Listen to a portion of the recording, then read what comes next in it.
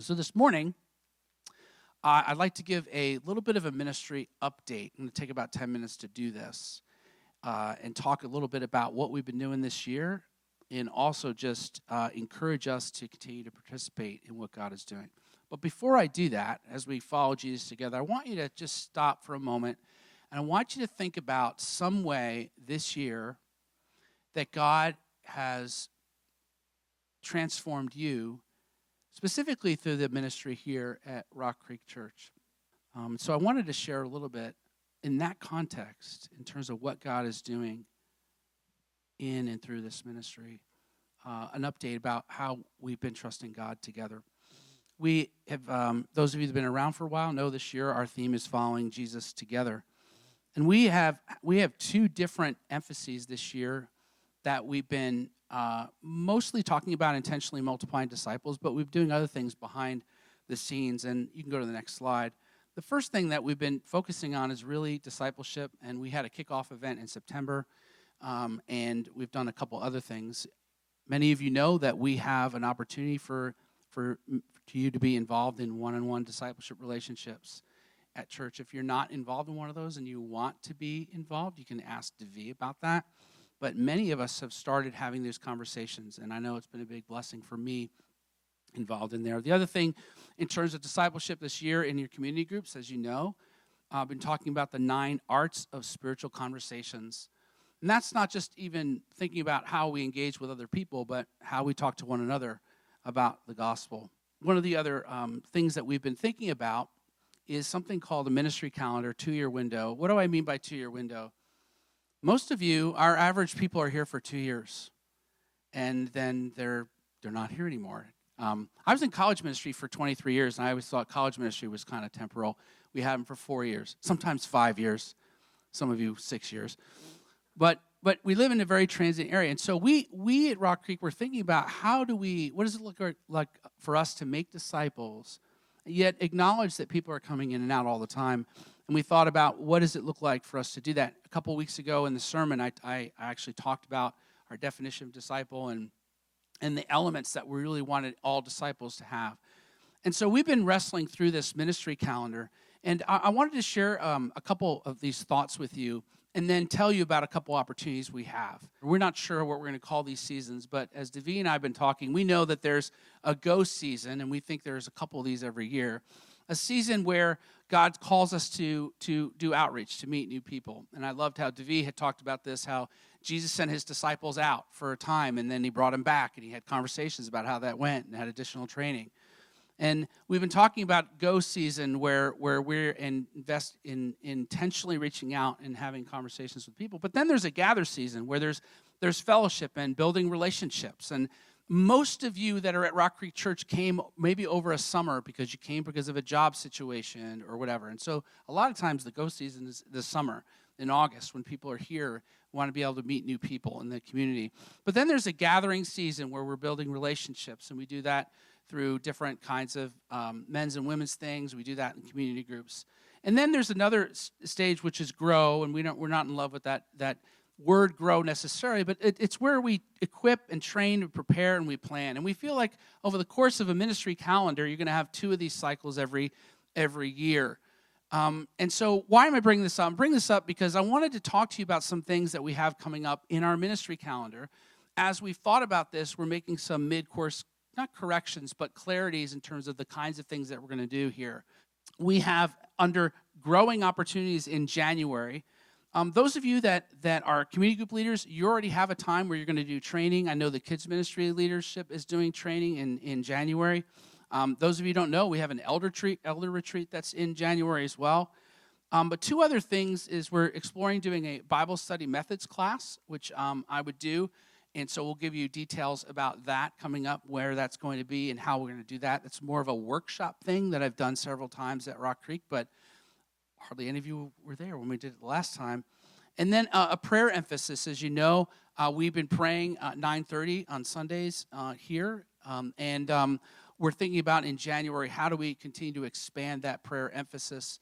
And I think on January 5th, we want to invite you to come here at 9:30 and create space on Sunday, actually in this big room here to to pray and launch something in January. You'll hear more about that coming up.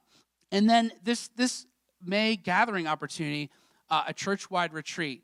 Now, I'm asking you to pray about that because we don't have a place and we don't have a date.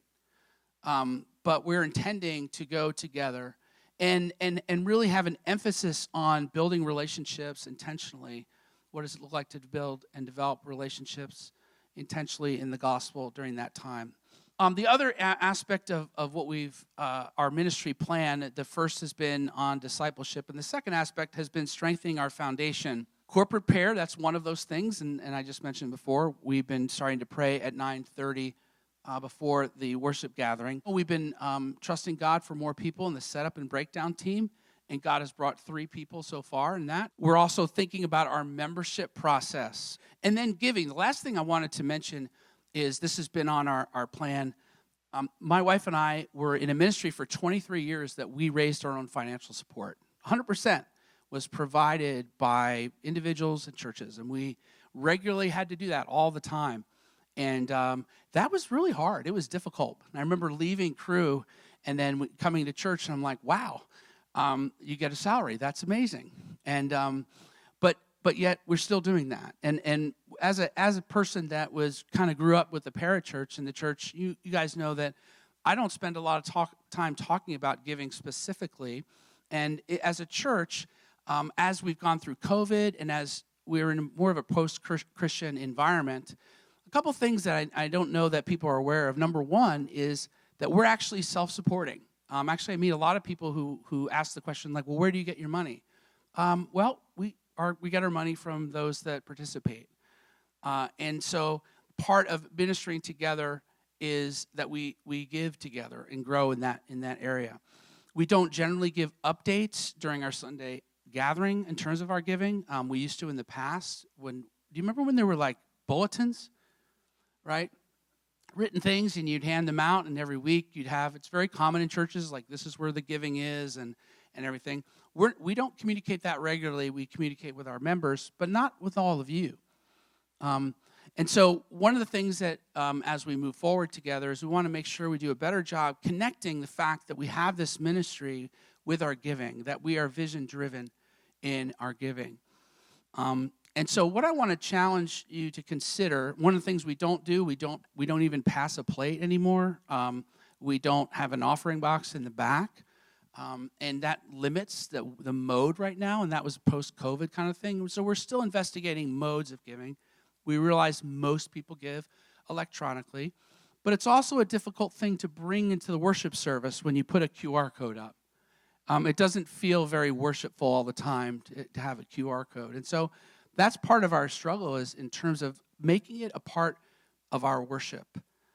In fact, one of the churches that we attended once in Chicago was beautiful. They actually had the offering was, people came up forward. It was like coming for communion, and they prayed over their offering. They put it in a basket. It was an amazing demonstration of what the church was doing as part of worship. So we ask you to pray. First of all, pray, like, how do we communicate being a part of this ministry and discipleship and how we give? How do we communicate that to each other? How do we challenge each other in that?